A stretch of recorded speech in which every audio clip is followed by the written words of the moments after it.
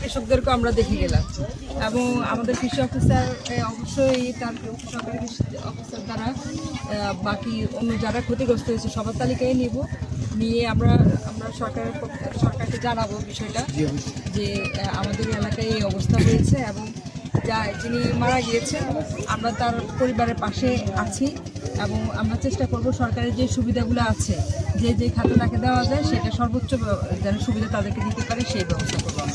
বাবা যে মারা গেছে এটা মনে বুঝে না ঠিক আছে এরা এটা মানে ওই বুদ্ধি নাই যে তার বাবা দুনিয়াতে নাই দুইটা বাচ্চা ঠাই নামছে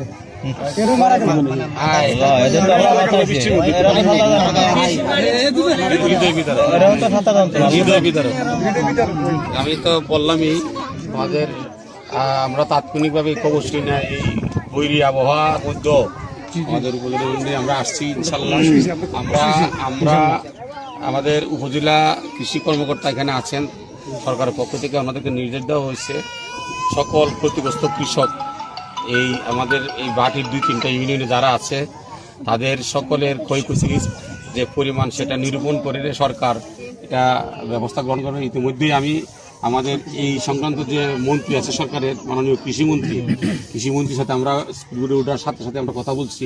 উনি বলছে উনি যতটুকু পারে সরকারের পক্ষ থেকে সহযোগিতা করবে।